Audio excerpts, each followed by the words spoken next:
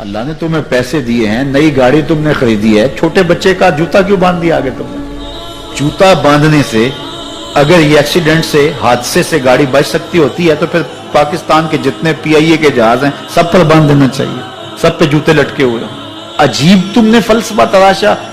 کسی نے جو ہے وہ کالی رنگ کی پٹی باندھ دی نیچے جس سے اس کو نظر نہیں لگے گی. گھوڑے کے پاؤں کے نیچے جو کھری لگی ہوئی ہوتی ہے کچھ لوگوں نے اپنے گھروں میں وہ باندھی ہوئی ہوتی ہے کہ اس سے ہمارے گھر کے اندر کوئی مصیبت نہیں آئے گی, کوئی تکلیف نہیں آئے گی. کسی نے ہنڈیا اپنے گھر کے اوپر الٹی رکھی ہوئی ہوتی ہے, یہ ہنڈیا بچا لے گی. اور میاں ہنڈیا کیا بچائے گی تجھے؟ اللہ کے قہر سے کچھ نہیں بچا سکتا. جب تمہارے اوپر کوئی مصیبت نازل ہونی ہے تو کچھ نہیں بچا سکتا. اگر بچنا چاہتے ہو تو پھر اللہ سے استغفار کرو, اللہ تعالیٰ کی تسبیح کرو, اللہ کی تحلیل کرو, میرے حضور پہ درود پڑھو, پھر دیکھنا کہ مصیبتیں ٹلتی ہیں یا نہیں ٹلتی. تو یہ خام خواہ کے رکیے اور یہ عامل لوگ جو ہیں ان کا تو کام ہی یہی ہے. ان کا کام چلتا ہے لوگ ذوف الاعتقادی میں مبتلا رہے ہیں اور یہ کہہ دیتے ہیں کہ آپ کے خاندان میں ایک منحوس عورت ہے, یہ اس کا کیا ہوا ہے, تو کوئی نہ کوئی منحوس تو پہلے ہی انہوں نے طے کر رکھی ہوتی ہے, فوراً ذہن وہاں جا کلک ہو جاتا ہے. اس کا نون سے نام شروع ہوتا ہے, اس کا کاف سے نام شروع ہوتا ہے, اس کا جیم سے نام شروع ہوتا ہے, تو پورے خاندان میں کسی کا نام کاف, نون یا جیم سے تو شروع ہوتا ہی ہوگا. یا دوستوں میں تو فوراً ذہن جو ہے ادھر منتقل ہو گیا. اب یہ بابا جی نے بتا دیا ہے, ہاں ہاں ہاں اس نے یہ بات کی تھی, کچھ باتیں یاد آنے لگی. اس کاف سے شروع ہونے والے نام کے ساتھ نفرت پیدا ہو گئی. اس بابے نے نفرت کا کاروبار کیا. اس نے تو 100 روپے 200 روپے لے لیے لیکن دو انسانوں کے اندر نفرت ڈال دی. اس کا گریبان کل قیامت کے دن پکڑا جائے گا. ان ملنگوں کے پاس, ان ذوف الاعتقادی کو پھیلانے والوں کے پاس کبھی نہ جاؤ. تمہیں مصیبت پڑی ہے, تمہیں لگ رہا ہے کہ شاید میرے اوپر جادو ہے, تو پڑھو نا سورہ بقرہ, جادو جڑ سے اکھڑ جائے گا. 40 دن اپنے گھر میں سورہ بقرہ پڑھو, برکت ہوگی. کہتے ہیں مولوی صاحب 40 دن تو نہیں پڑھی جا سکتی, 2.5 پارے, ہمیں کوئی تعویذ ہی کرتے ہیں. ہم شارٹ کٹ چاہتے ہیں نا, روزانہ صبح 2.5 پارے سورہ بقرہ پڑھے, یہ تو ہم سے نہیں پڑھی جائے گی. تو آپ کوئی تعویذ ہی لکھتے ہیں. کاروبار میں برکت نہیں, میں کہتا ہوں پڑھو نا سورہ واقعہ, 3 رکوع ہیں, برکت ہوگی. ہم کہتے ہیں ہمیں تعویذ ملنا چاہیے, بس وہ ہم گلے میں رکھ دیں, بٹوے میں رکھ لیں, پرس میں رکھ لیں اور ہمارا کام ہو جائے, ہمیں کچھ بھی نہ پڑھنا پڑے, ہمیں وضو تک نہ کرنا پڑے, نماز نہ پڑھنی پڑے اور برکت ہو جائے. ایسے برکت تو نہیں آتی. اس لیے چھوڑو ان کی جان, آؤ قرآن مجید پہ آؤ, آؤ سجدوں پہ آؤ, آؤ دعاؤں پہ آؤ. سحری کے وقت اس کی رحمتیں آواز دے رہی ہوتی ہیں, حل من مسترزقن, ہے کوئی رزق مانگنے والا, اور تم اس وقت سوئے ہوئے ہو, سارے دن ٹھوکریں کھاتے ہو. آؤ نا اس وقت جھولی پھیلا کے, ہاتھ پھیلا کے کہو مالک تو جھولیاں بھر دے. تو پھر دیکھنا میرا بیٹا سالم مشرکین کی قید میں ہے اور میں فاقوں کی حالت میں ہوں. تو فرمایا آل محمد کے پاس ایک سیر جو ہیں, بس اس کے علاوہ ہمارے پاس بھی کھانے کے لیے دنیاوی اسباب نہیں ہیں. کہا صبر کرو اور اللہ سے ڈرو, اور لا حول ولا قوت الا باللہ کثرت کے ساتھ پڑھو. یہ ایسا وظیفہ ہے, ایک حدیث پاک میں آتا ہے کہ یہ 99 بیماریوں کا علاج ہے. اس میں سب سے کم درجے کی بیماری ہم اور غم ہے. یہ دکھوں کا مداوع ہے, مشکلات کا علاج ہے, اور یہ وظیفہ میرے حضور نے بتایا. حضرت ابو ذر غفاری رضی اللہ تعالیٰ عنہ کو حضور نے 5 چیزیں بتائی تھی. ان میں سے 5ویں چیز یہ تھی کہ ابو ذر کثرت کے ساتھ لا حول ولا قوت الا باللہ پڑھا کرو. فرمایا عرش الہی کے نیچے ایک خاص خزانہ ہے, یہ وظیفہ وہاں سے آیا ہے.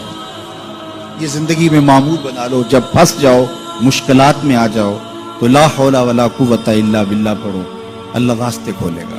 تو حضور نے 3 چیزیں فرمائی, اللہ سے ڈرو, صبر کرو اور کثرت کے ساتھ لا حول ولا قوت الا باللہ پڑھو. وہ فرماتے ہیں کہ میں یہ عمل شروع کیا, ابھی گھر میں بیٹھا ہی تھا کہ دروازے پہ دستک ہوئی, تو میں اٹھا کہ دروازہ کھولوں دیکھوں کہ کون ہے.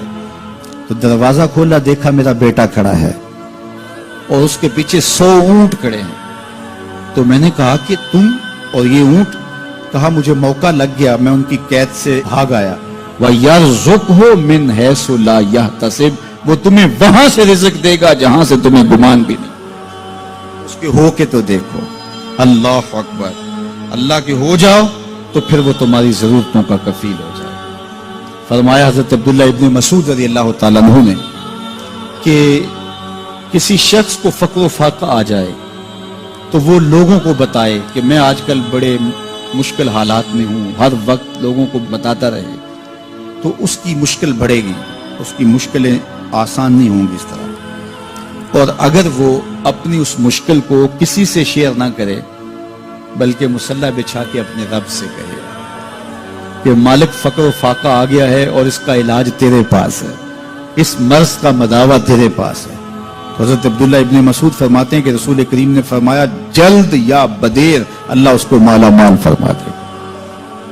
یہ بھی کبھی کر کے دیکھو، مشکل آ جائے، فاقہ آ جائے۔ اور قرآن مجید کا دل سورہ یاسین ہے، جس نے ایک مرتبہ سورہ یاسین کی تلاوت کی اللہ 10 مرتبہ قرآن پڑھنے کا ثواب عطا کرے۔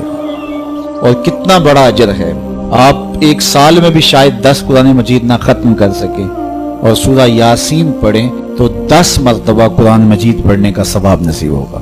تو اپنی صبح کا آغاز سورہ یاسین سے کیا کریں، نماز فجر کے بعد اشراق تک سورہ یاسین پڑھ لیا کریں۔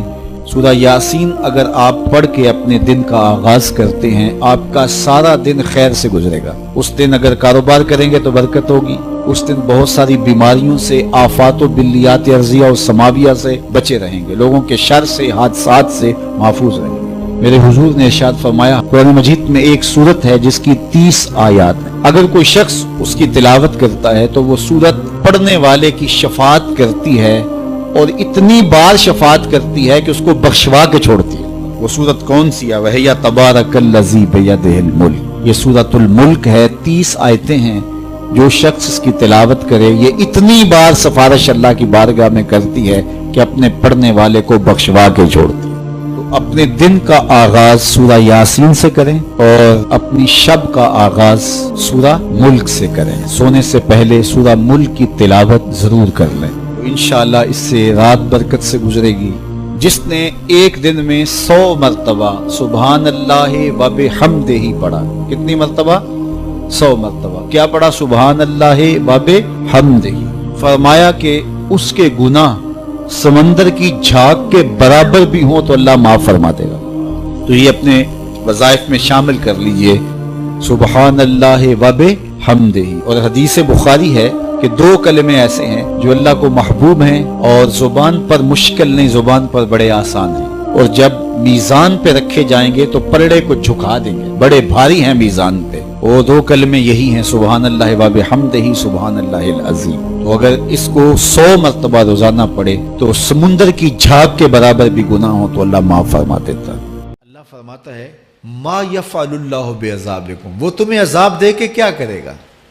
ذرا لہجہ دیکھیے، ذرا انداز، ما یفعل اللہ بعذابکم، وہ تمہیں عذاب دے کے کیا کرے گا؟ تم اس کی مخلوق ہو، اپنے دستے قدرت سے اس نے تمہیں بنایا ہے، تو وہ تمہیں عذاب دے کے کیا کرے گا؟ اس کی ضرورت نہیں ہے کہ تمہیں عذاب دے، نہ اس کی چاہت ہے کہ تمہیں عذاب دے، کوئی خود چھلانگے لگائے تو اس کی مرضی۔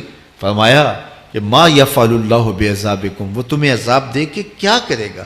ان شکرتم و آمنتم، اگر تم شکر ادا کرو اور ایمان لاؤ تو وہ تو قدردان ہے جو کوئی اس کا شکر کرتا ہے اور جو اس پر ایمان لاتا ہے۔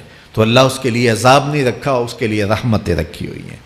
تمہیں دستے قدرت سے بنایا ہے اور وہ تمہیں خوش دیکھنا چاہتا ہے، تمہیں خوشحال دیکھنا چاہتا ہے، تمہیں سرشار دیکھنا چاہتا ہے، تمہیں نہال دیکھنا چاہتا ہے، تمہاری زندگی کو خوشگوار دیکھنا چاہتا ہے۔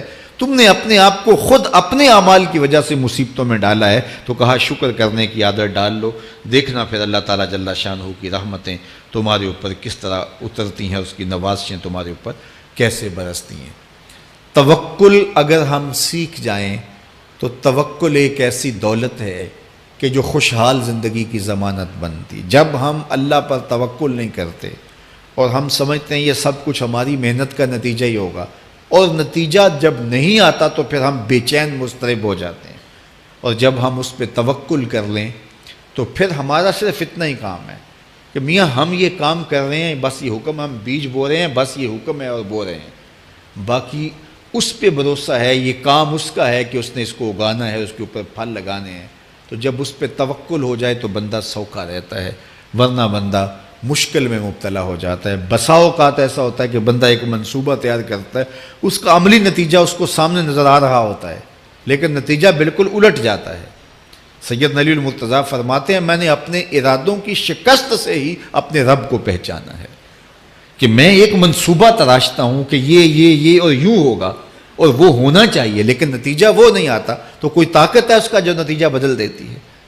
تو بندہ اس طاقت پہ یقین کرتے، اس پہ توکل کر کے جو ہے وہ اس پہ بھروسہ کر لے تو زندگی سوکھی ہو جاتی ہے۔ مغرب میں جو اللہ پر یقین نہیں رکھتے وہ خودکشی کر لیتے ہیں کہ یہ کیوں ہو گیا، ایسا نہیں ہونا چاہیے تھا، لیکن ہم خودکشی اس لیے نہیں کرتے، ہم کہتے ہیں میرا رب جس طرح چاہے اس طرح ہی ہوتا ہے، جو اس نے طے کیا ہوا ہے وہ کر کے رہتا ہے، اس لیے تم اس پہ توکل کر لو اور اس پہ بھروسہ کرو۔ حضور علیہ الصلوۃ والسلام نے فرمایا لو انکم توکلون علی اللہ حق توکلہ، اللہ پر توکل کرنے کا جو حق ہے اگر تم وہ ادا کر دے تو فرمایا اللہ تمہیں ایسے رزق عطا کرے جیسے پرندوں کو عطا کرتا ہے۔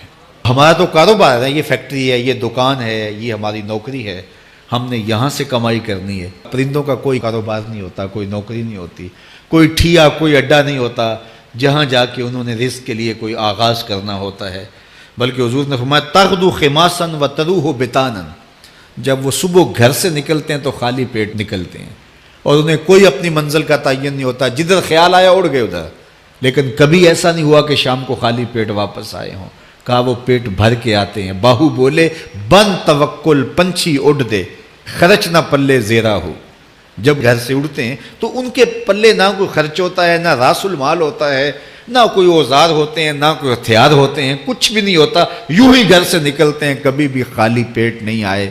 فرمایا اگر اللہ پہ پرندے توکل کر لیں تو اللہ اسے بھی عطا کرتا ہے، تم توکل کرو گے تو تمہیں عطا نہیں کرے گا۔